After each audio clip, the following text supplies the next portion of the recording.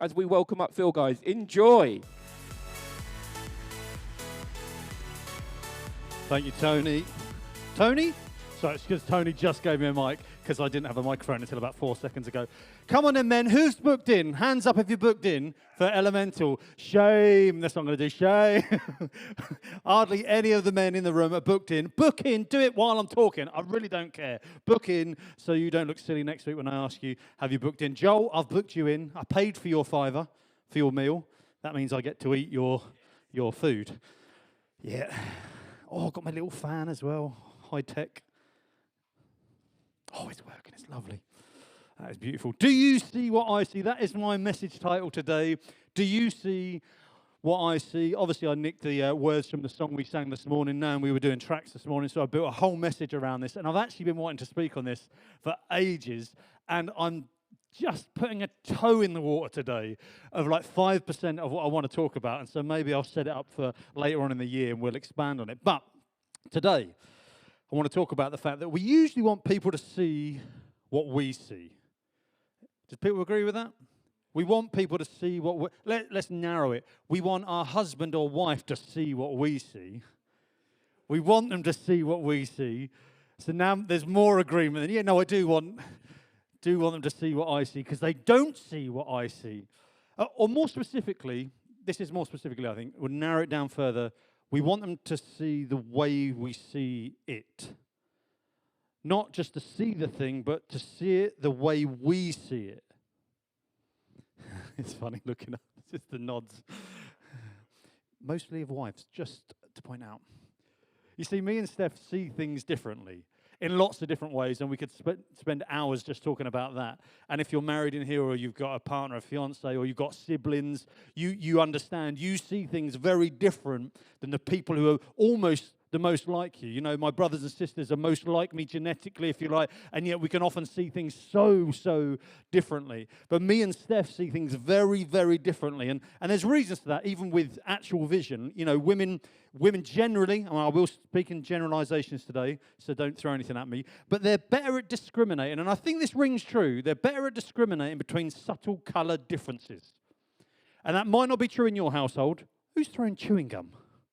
Is it paper? Is that you? Detention.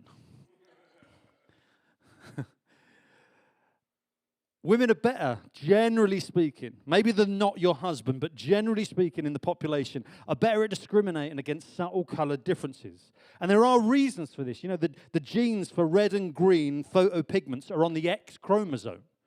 And you've got twice as many as us. And so it's more likely that you're going to be better at that stuff than us.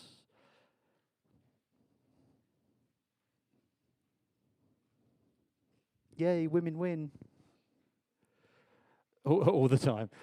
Well, let's delve deeper, because men, on average, are thicker. Now, men, on average, better detect fine detail and fast motion, and we can distinguish contrast at certain spatial frequencies better than the average woman. And what that means is we're better at tracking moving things.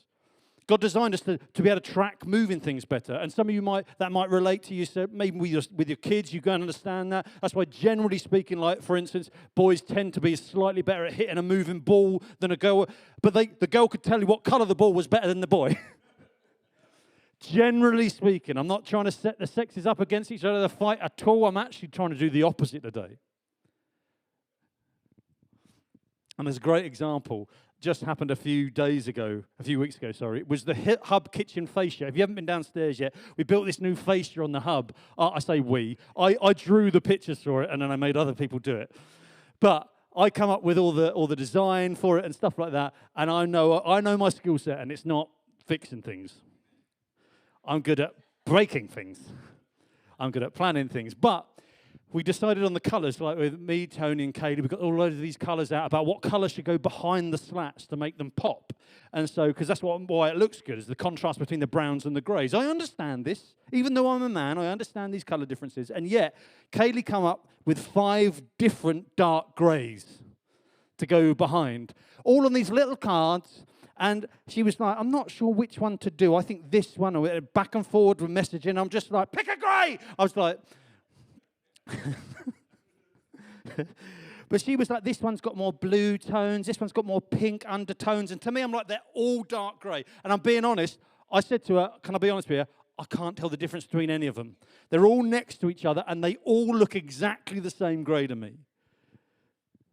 That part of my brain hasn't developed.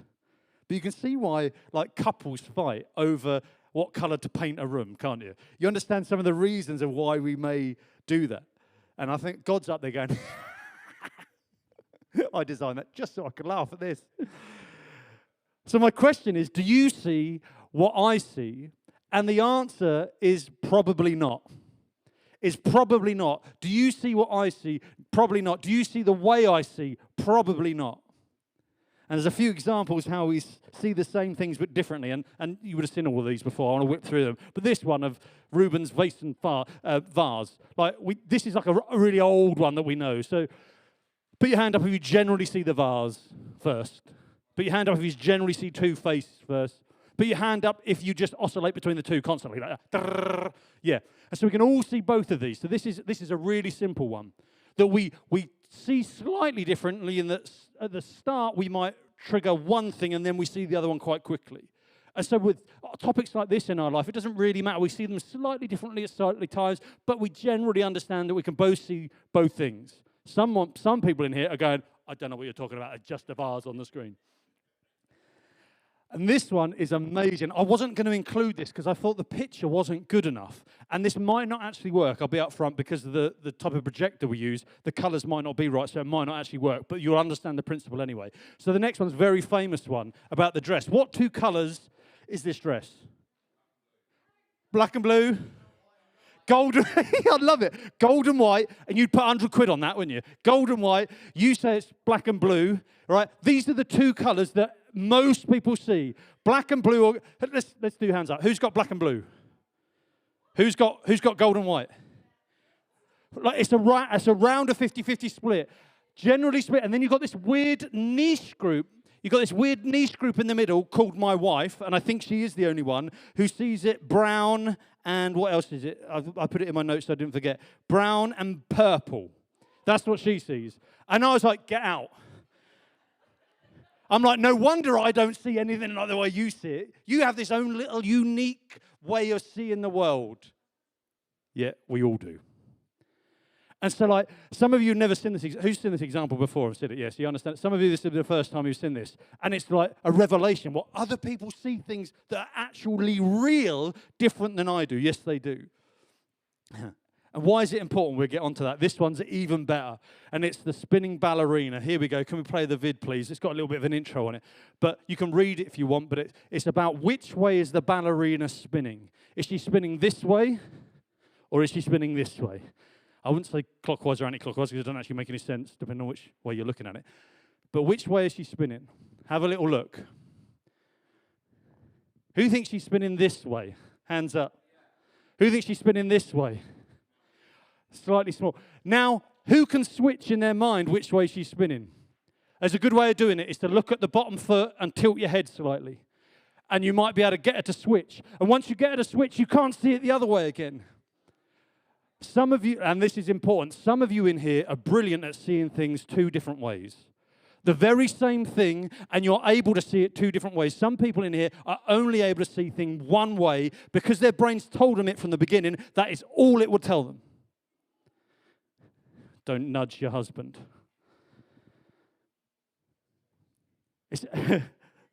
I got in the way. The only way I can make it change is to look away, look back, look at the foot, get it to change way, and then it's suck. And then I have to look away and come back. That's the only way I can do it. We could just do this for 20 minutes. It is weird, isn't it? It's weird. But my point is this, that, Kaylee, our senses don't just receive reality, they interpret it. See, we think because it's the way we perceive the world, that is the way the world is. We see things as reality, and yet we don't just see reality, we interpret it. We don't receive reality. Our brain takes lots of bits of it and comes up with a way that we think it is. And it's so hard for us to understand this because we live our life. This is why we're not dead, because we're quite good at doing this. We can plot out reality. We know cars are going across the road because our eyes and our ears tell us that it is. And our taste tells us when something's off. All parts of our senses keep us alive. It's brilliant. It's amazing what our senses do. They piece things together. We have these 5 classic senses that we think of as the classic of touch and smell and taste and sight and hearing. And some of you lean towards more of one or the other, depending on what's happened in your life. But we've got additional senses in our body of interoception, proprioception of how we move, vestibular sense of stuff going on inside of us as well, spatial orientation. That's why you can jump on a trampoline, because your body can work stuff out. It's giving you little tiny bits of data to try and make sense of the world. And that is exactly what our body is trying to do. We use all of these to determine reality. And if most of the senses tell you something, if all of your senses are telling you this thing, your brain goes, well, that's real then. Until one of them maybe signals in the opposite direction and says, hold on, this isn't mapping onto what you're saying is right. And then your brain goes, oh, we need to look at that closer. There's a classic example, and it's this one. Sometimes it looks like bacon. It smells like bacon. It sounds like bacon when it's cooking. It feels like bacon. But here comes the 5th sense, taste. That's not bacon. And your brain's going, this is not, but something's wrong here. It must be vegan bacon. And if you're vegan in here, that's fine. We'll pray for you afterwards. It's cool. I'm just joking. But you could, with Matt, with Matt's not, no. With Matt, you could probably convince him it's bacon until he tastes it. And then he's like, this is not real. This is not real. This is not bacon. And this is what happens in our body, in our mind all of the time. We take in the sense data, all the different senses, and we try to make sense of it. We take in all the sense data and we try to make sense of it. And our brains paint, and this is it, our own personal picture of reality. That's what it does. It paints our own personal picture of reality. And can I tell you, it's so important to understand that that is true. That you have your individual, just you, think of the world in the way that you think of the world. And don't get me wrong, I think our senses are amazing. I'm not knocking them. I think God designed them. It's amazing that the processing power to do that even in our brains is incredible. But we have to understand that they are flawed. And what I mean by that is that in the sense that they give a snippet of reality, like a little slice of reality. That is all they give us, because our vision is limited. Our vision, and I mean in every sense, not just in our eyes and how we see, but our vision is limited. And what you see isn't all there is. Amen? You know, I remember when Joel was born, a baby, and he'd be crying at night. You know, he wasn't a sleeper. Some of you got kids that slept through all the way through. Joel wasn't. He wouldn't breastfeed. We had to bottle feed him, and they'd throw it all up. We were up every sort of hour and a half. But there was this thing, it was dark in winter. He'd cry, Steph would say, your turn, can you go and get him? I'd walk in the room. I don't know if there's anyone else like this. I'm like, I can't see a thing. I can't see. I can feel the cot, and I'm like, I don't know where the baby is. And Steph would just like huff at me, come push me out the way with her hip, pick the baby up, plonk it out and feed him. I'm like, you see, there is definitely something there, but I can't see it. I'm really bad with night vision. I can't see a thing. And Steph's like, she should be in the SAS or something. She's got natural night vision. Maybe she's half cat or something. But I'm like, I know there's something there. I can hear it, but I can't see it. Our vision is limited. What you see isn't all there is. And there's a great story in the Old Testament, in the book of 2 Kings, and the king of Aram, or modern-day Syria, let's say, is waging war against Israel. And each time the king sets up an ambush, Elisha, the prophet, warns the king of Israel. So this enemy foe keeps trying to come and attack Israel, and God keeps letting the prophet know they're coming, so they can thwart the attack. And Elisha keeps warning the king through prophetic insight from God. And Elisha's servant says, the king's servant of the Syrians, if you like, explain that Elisha is the dude who keeps thwarting their plans. They've got this man of God that keep thwarting our plans. We need to get rid of him. And so the king, what he does, the enemy king sends a large military force just to go and capture Elisha. He didn't bother about fighting the whole Israel army. It's like, no point, because they'll know we're coming, so we're going to go kill the prophet. And let's read from 2 Kings 6, 15 to 17. It says this: When the servant of the man, so Elisha's servant that is then, got up and went out early the next morning. So he's getting things ready for Elisha. He's Elisha's servant. And it says an army with horses and chariots had surrounded the city. And he obviously runs in like, oh no, my Lord, what shall we do? The servant asked. And I love this. It says, don't be afraid, the prophet Elisha answered. It says this: those who are with us are more than those who are with them. And the servant was going, no, they're not. The army's not around here. We're a bit isolated here. I think you're not doing your maths right.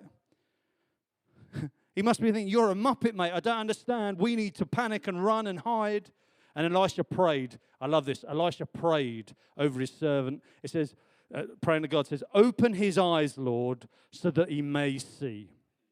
Open his eyes, Lord, that he may see. Then the Lord opened the servant's eyes, and he looked and saw the hills full of horses and chariots of fire all around Elisha. This was God's angelic army that was like, we're here to fight. And yet, moments earlier, the servant was unable to see. I want you to think about this. Often what we see is real. We're often right, probably more often than not. What we do see is real, but it's incomplete. And our brain fills in the blanks instead. Because we humans only see a tiny slice of everything. And I mean a tiny slice. Even let's just hone in on the electromagnetic spectrum. Any of you scientist geeks in here, you'll know. The electromagnetic spectrum, effectively light, although we call light just a segment of it, but it is all effectively light. All of light in the universe, let's say, ranges from gamma to radio waves, all these different ones. We understand we don't see radio waves. We just turn the radio on. Oh, that's good, isn't it? Wireless mic. Oh, that works. We don't see any of it. It's magic. But we see the light. We see the light bouncing off of things. We see this little slice of light. We have the visible light spectrum. So there's all the spectrum of light. The little rainbow in the middle, that's what we see. And yet everything to the right, there's bigger waves of infrared light, microwaves, radio waves, and then we've got ultraviolet, X-rays, gamma rays in the other direction. We don't see any of that. We see a tiny little slice. And some of you are like blown away by this because you hate science. It's like, is that right? And yet this doesn't even paint the picture. Because that little rainbow there in the middle is so small that you can't see it. This is logarithmic, so it's like condensing it so you can fit it all on one page and you can still see the things. And I've done an expanded one to show that actually what we see is 0.0035% of the entire range. And it's all heavily weighted on one side, actually. So if we put that one up, what we see is actually, it's not even one pigment wide, and it's about there. Because most of what's out there is that way, is bigger, and there's a little bit that's smaller. And so we see the tiniest amount, and I mean actually see the tiniest amount of what is in the universe. And I was going to go into this detail in all different directions and all different, zooming in, going into the atom and stuff, but I just didn't have the time. Maybe we'll do it another day. But it's amazing how much we don't see. In other words, almost everything out there is invisible to us. I want you to think about that. Almost everything is invisible to us. And it's the same with our hearing, a big part of how we make sense of the world. And I know some of you are thinking, what is this, a science lesson today? I'm getting there, hang on. A big part of how we make sense of the world, how we perceive what is real, is our hearing, yet most of what is heard or hearable, we don't hear. And we know this, like, for example, with dogs or other animals. We understand we're humans at the bottom there, I think. Yeah, there we are. That's the range in which we hear. And yet we've got dogs and cats and bats that hear way up high that we can't hear. And as we get older, that gets narrower and narrower. We lose whole notches of it where we do something silly like playing a band, hitting a snare drum, and that whole frequency's dead in our ear. But either way, higher and lower, we can't hear. Then we've got elephants that hear right down here.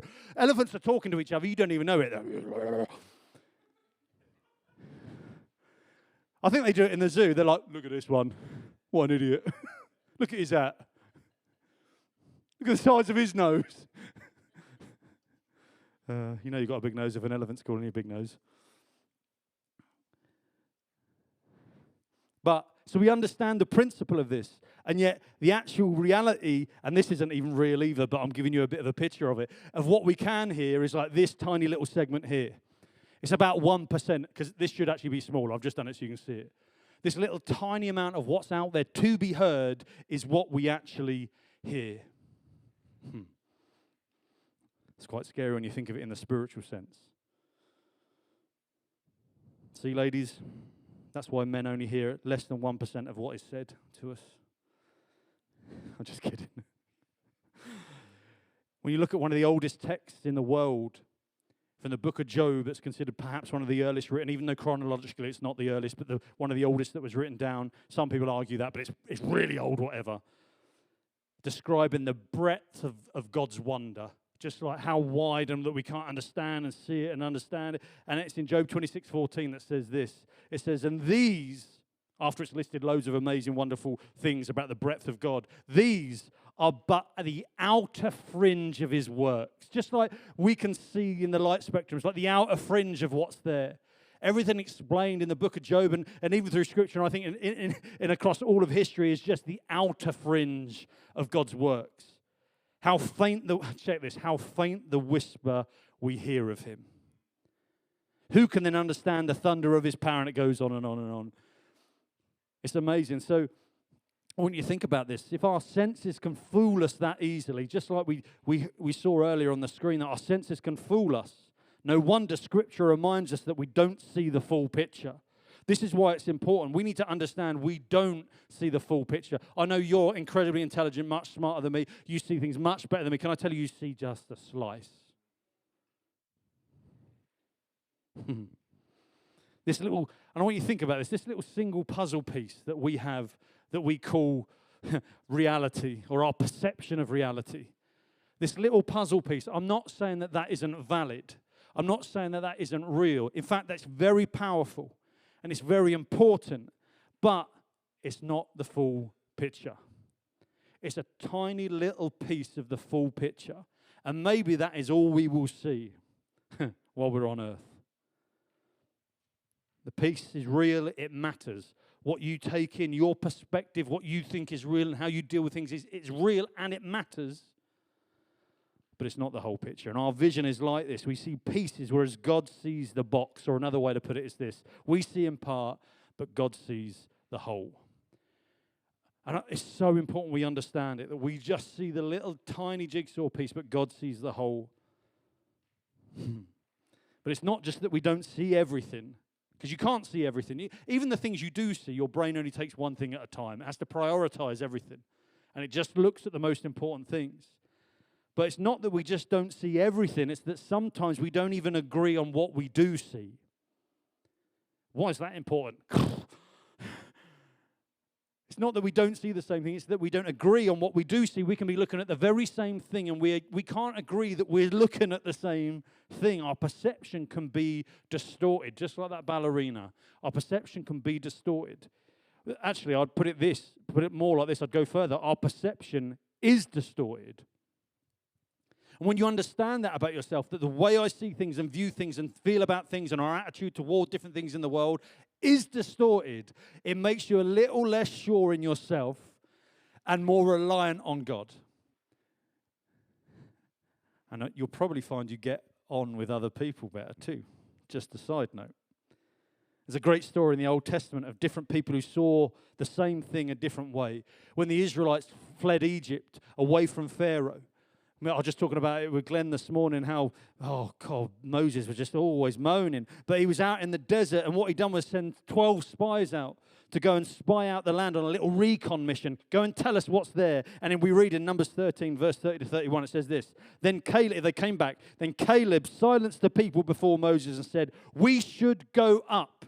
He's like, we should go and take this land. God's promised us. We've gone and done a recce. We understand we can do it. And we should go up and take possession of the land. Check this. For we can what? Certainly do it. Is that what it says on your one? We can certainly do it. There's a certainty to it. This is real. It's definite, boys. We can do this. Yeah. But the men who had gone up with him, most of the rest, there was another one who you'll know, said this, we can't. We can't attack those people. They are stronger than we are. They were saying, we're like little grasshoppers in their sight. We can't do it. Same land, different perception. Exactly the same scenario, different perception dependent on the person who was viewing it. It was a distorted version of reality because we actually understood that they could do it. And check this out, the majority of people thought they couldn't. So the majority of people are wrong.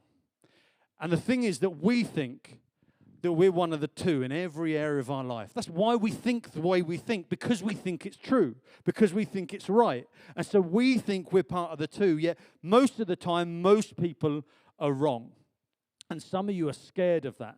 I had almost, it would be a disagreement. I would say even almost a fight with one of my best friends and his wife in our garden in the summer a couple of years ago. And we were talking about political stuff and about food bank and about benefits and all this sort of stuff. We just got on these topics. And we funneled down all the way to the point where I was like, I think we come from different points of view. I'm like, I assume, and this might feel weird to you, I assume I'm wrong about everything. And they're like, what? How can you live a life like that? And it's like, because I come up through like a science background. And when you come up through a science background, you assume you're wrong. All you're trying to do is prove things wrong. And you think, we've got the answer. And then you do a little bit more digging, and you go, oh, no, we were wrong. And then you do a bit more digging, and you go, oh, we got the answer. Oh, no, we were wrong. And this is what's happened through human history. And can I tell you, it's what's happened through your life. You just noted it or you haven't noted it. And so to think that we know and we're right and we stand on ground in a position all the time and everybody else is wrong, can I tell you, is probably unlikely that you're right. It's not very nice though, is it? It's good, but it's not nice. It feels ouchy. Our perceptions can be wildly out. And there's this great example. Can you play the audio tune? Check this out. This is an piece of audio that continues to go up forever. Our brain knows that's not possible to keep going up because our ears should stop hearing it at some point because the cat should get it. But we could play this. We'll pause that, it's fine, because people are getting... That sounds like it's going up forever and ever and ever and ever and ever, but it's not. If anyone who's musical in the room can actually hear the bass tones come in underneath and then layer in, your brain can pick that out. Some of you can't pick that out. Some of you, it stands out like a sore thumb. But like our perceptions can be so wrong, and yet we build a foundation on them so often. And sometimes we'll place our life on it. Sometimes we'll place our marriage on it. Sometimes we'll place a relation. It's a hill we're willing to die on. That's going up and up and up, even though you're completely wrong.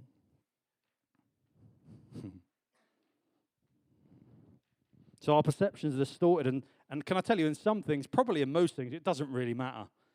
Most things, it doesn't matter, because we all agree roughly about the thing. But in some things, where we'll be 100% sure that we're right, that this is reality, and you were wrong, and you can't convince me. Is this anyone else's marriage, or is this mine? 100% you're wrong, and I'm right. You can't convince me. You must be lying, or you're stupid, or you're deaf, or you're blind. One of them must be true, because I know I'm right, and therefore you must be wrong. You see what the power in this principle of understanding. Another great example, it's my last one of these, is what do you hear? Just play this video. What do you hear? Look at it, read it. Turn it up, please. Laurel. Laurel. Laurel.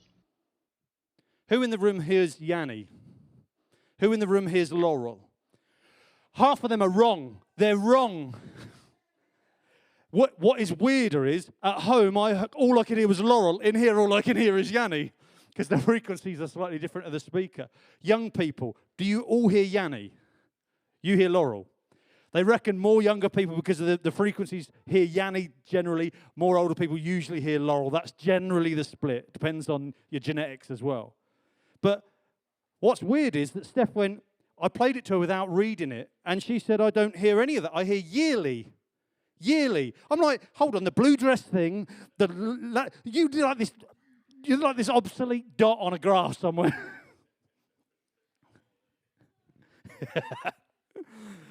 You see, it's not just what we see or hear, but how we interpret it. And when we're so certain that we're right and others are wrong, it can cause big problems. And I mean big problems. And it's the problems that the Apostle Paul would write to the churches about. And if he had all this science, he might even frame it like this. Look how wrong we are. Try and give other people the benefit of the doubt. Try and have a bit of compassion. Try to see things from their way, their point of view. Put yourself in their shoes. And it's so important we understand this principle. And I'm going to actually speak about a dangerous example. And I mean, because you might think things about me in one direction or the other, but I'm going to say it anyway. In the UK at the minute, there's groups flying the St. George and Union flag. They went round my street in Redgate. They're Union Jack everywhere. They're all down the main street of Thetford as well, the main road, if you like, not the shop area. And some people see this as beautiful, as pride in their nation and a unity of people together, and others see it as exclusion or division. And I don't care about your opinion. This isn't me preaching a political point. I'm just reinforcing my point that we see things differently. And think about this. This is complete opposites. One thinks it's about love, and one thinks it's about hate. What could be the problem there? What problems could that cause? And this is just like in relationship with your friends. It's just like in relationship with your wife, with your kids, in the church, in society in general, with country on country. It's the same flag, it's the same image, but different interpretations. And we can be so blinkered where we only see our point of view.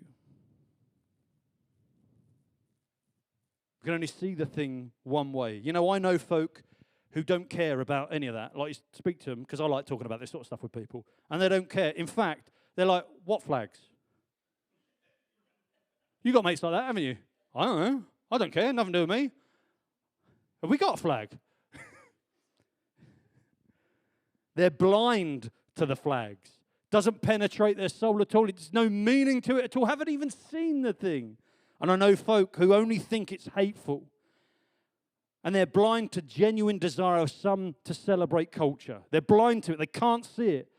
They only see it one way. And then I know folk who only think it's a good thing. And there is no negative connotation with it. None at all. And they're blind to the history associated with it, with racism and all that sort of stuff. They don't even see that because it undermines my point.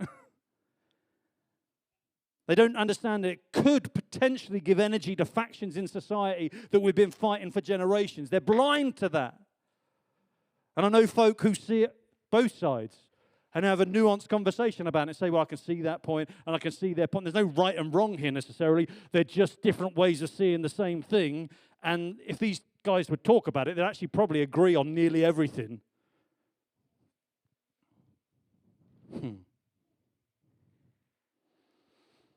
Let's attempt to build a bridge of unity here. You know, if our interpretations differ, then maybe the call isn't to assume others are wrong, which I can be guilty of, but to remember we all see only in part of the picture. And this has massive implications in church, in the body of Christ, of understanding this so that we can move forward and build the kingdom together.